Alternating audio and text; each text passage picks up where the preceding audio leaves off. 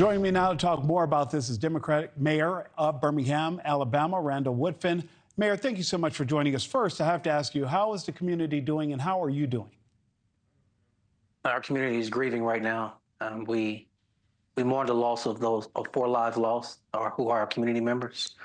But even for the lives that the people that were shot, but were saved and still will be able to live, we are continuing to think about them and covering them because they today woke up to a new normal that unfortunately includes physical and emotional trauma that they have to live with. And so as we pick up the pieces, we are laser-like focused on finding these shooters, bringing these family members of the loved ones who've lost, bringing these victims who are still alive some form of justice.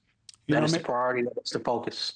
Yeah, Mayor Woodfin, I have to tell you, in the interest of complete transparency, I have relatives in Shoal Creek and Meadowbrook, and the first thing I did when I heard about the shooting was to call them because I think that most people are just not expecting something like this in a public space like you do at 5 Points there. What have you learned about exactly what happened and how things played out?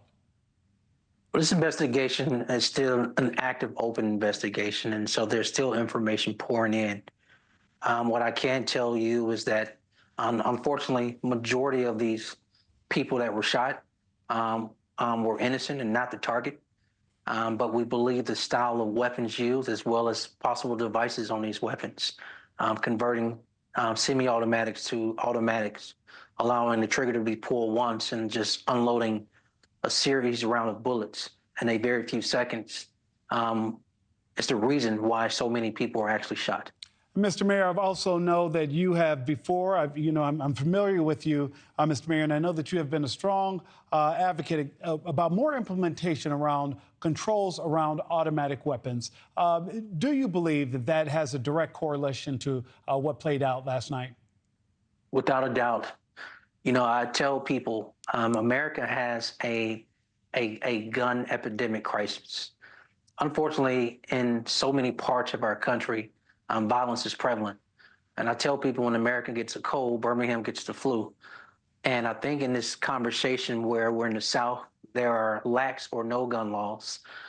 In a state where it's easier to get a gun than it is to buy drugs, and the lack of conflict resolution, and all these other things that I don't even have time to name on this show, all converge upon why things like this unfortunately can happen. When you add on top of that the use of assault weapons, and you add on top of that these conversion devices called Glock switches. Glock switches and automatic weapons don't belong on our domestic streets. This is not a situation where a person is guarding their home or part of a militia.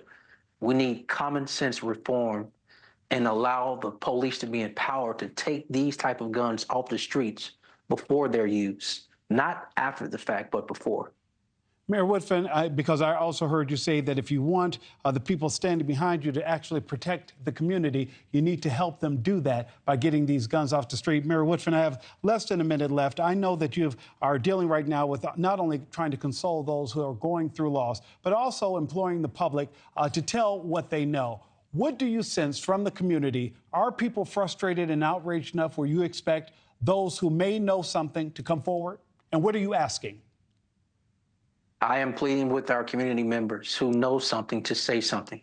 They can call Crime Stoppers at 205-254-7777. I believe this case is more than solvable, and we owe these victims and these victim families justice. Let's get these killers and shooters off our streets. Come forward with information. Thanks for watching. Go to joinnn.com to find News Nation on your screen. And don't forget to click the red subscribe button below to get more of News Nation's fact-driven, unbiased coverage.